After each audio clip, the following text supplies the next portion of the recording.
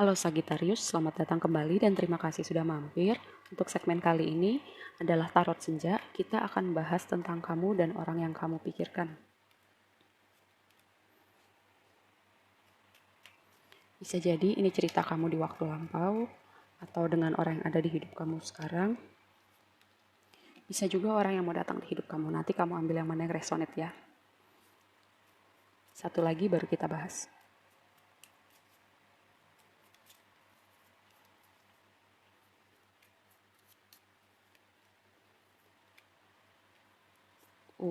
Oke, wow. Sepertinya nih hubungannya sudah berlalu ya, karena vibe-nya berat banget. Karena udah berat, makanya antara mau lepas atau sudah lepas. Gini, ada yang sedang mengenang masa lalu, ada yang sedang memikirkan hal-hal yang terjadi di belakang. Di sini ada karmic relationship, di mana karmic itu saya melihatnya hubungan yang triggering, hubungan yang bisa sangat menyakitkan, tapi kayak susah lepasnya. Tapi setelah hubungan itu berakhir, dua orang yang ada di hubungan itu akan jadi orang yang beda sih, akan banyak belajar dari hubungan itu. Seperti ada momen transformasi yang luar biasa, ya walaupun memang ada efek sakit hatinya, ada kecewanya, bahkan mungkin ada kebohongan dan pengkhianatan. Karena hubungan karmi itu bisa sampai di titik itu gitu. Tapi itu untuk kebaikan kamu, maksudnya itu untuk perjalanan jiwa kamu, itu perjalanan yang kamu pilih di kehidupan ini. Terserah kamu mau percaya atau enggak. Kita akan bagi jadi ini orang A, orang B, nanti kamu lihat kamu yang mana ya. Di sisi orang A, orang A di posisi dia lagi lihat ya. Di sini ada Four of Pentacles, di sini ada Four of Cup. Seperti kaca ya, empat beda elemen. Mungkin kalian kayak minyak sama air gitu, kayak perbedaan kalian udah nggak bisa ketemu di tengah. Di sini ada orang yang capek, orang yang egonya terluka, orang yang lagi gengsi gitu. Padahal di sini dia lagi nengok ke belakang, dia lagi melihat hubungan kalian di waktu lampau. Nih, ada fotograf, lihat di sini orangnya lagi liatin foto. Ini Six of Cups. Khusus di deck ini saya mengartikan Six of Cups itu sebagai masa lalu. Part dari hidup kita yang kita lagi tengok nih. Entah karena kita mau kayak nge-review apa yang udah kita pelajarin dari situ, atau kita berusaha kita lagi mengingat-ingat kayak berusaha memutar waktu atau berandai-andai bisa mengulang kembali momen itu, tapi kan nggak bisa ya. Jadi pikiran kita cuman kayak stuck di masa lalu. Ini di sisi orang A itu vibe egonya, gengsinya, protektif sama hatinya karena udah kecewa atau terluka ya. Vibe egonya tuh kuat banget karena di sini ada Five of Swords. Five of Swords itu saya mengartikannya sebagai kartu orang lagi bertanya gitu, apakah hal ini mau diperjuangkan lebih lanjut atau enggak. Lalu di sisi orang B ini lagi lagi bosan sama hidupnya, lagi jenuh, entah karena orang A udah gak ada lagi di hidup dia atau dia merasa hidupnya gitu-gitu aja. Nanti kita bahas satu-satu ya. Di sini saya melihat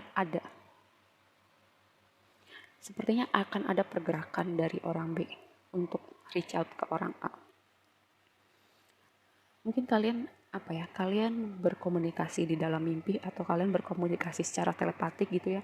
Tapi kalian alam sadar kalian nggak tahu, tapi di alam bawah sadar kalian melakukan itu di alam mimpi. Kalian punya koneksi jiwa yang kuat. Karena King of Cups itu juga berbicara tentang mimpi, intuisi, emosi. Dan si orang B ini aku melihat ada perubahan pada diri dia mau datang ke kamu dan dia mengharapkan sebuah kesempatan menyelamatkan hubungan ini. Karena mungkin dia tahu kali ya kalau kamu si orang A nggak akan melangkah gitu untuk memulai komunikasi terlebih dahulu. Coba kita konfirmasi. Padahal sebenarnya saya merasa karena kalian tuh kayak di atas ini tuh sama-sama angka 4 gitu.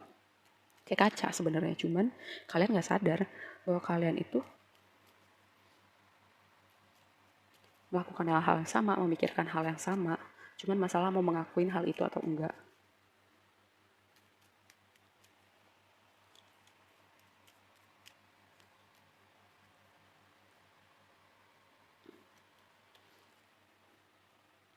Knight of Wands. Oke, dia mengharapkan sih, mengharapkan ada komunikasi, mengharapkan ada sesuatu yang berubah dari hidupnya dia. Tapi di posisi ini dia cuma berharap gitu, berandai-andai, berimajinasi bahwa keadaan akan berubah. Tapi saya ngerasa orang A nggak akan melakukan pergerakan atau take action untuk bikin keadaan beda.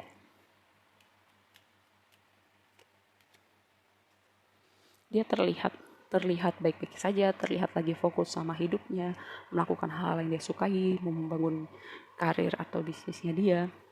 Jadi orang nggak tahu tuh kalau sebenarnya dia lagi sedih karena mengenang masa lalu, sedih karena orang B udah nggak ada lagi di hidup dia.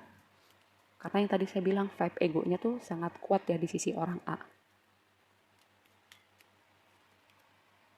Dan dia, oke, saya dimengerti. Dia tuh menampilkan sosok orang yang kuat, tegar, cool.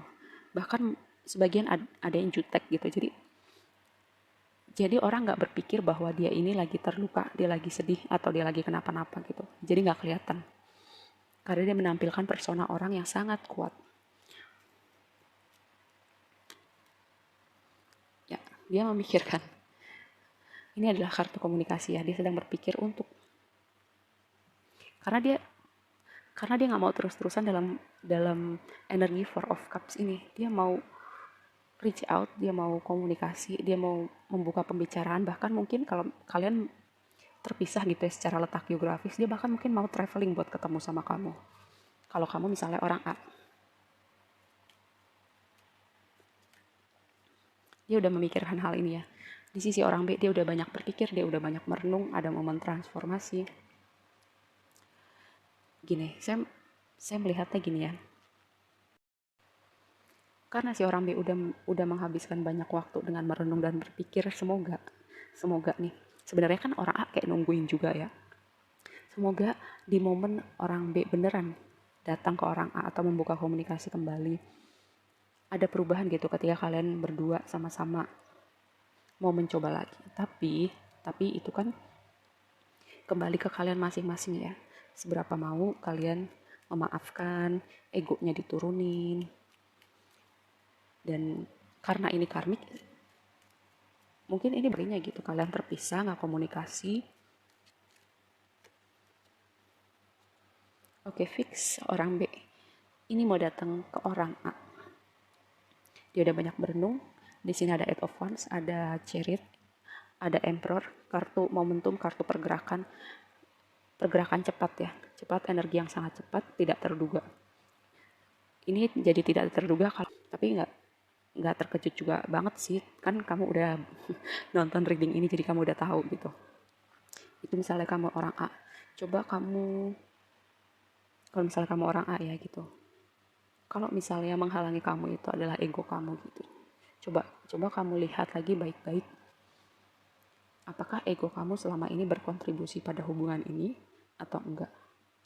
Kalau misalnya kamu orang B gitu,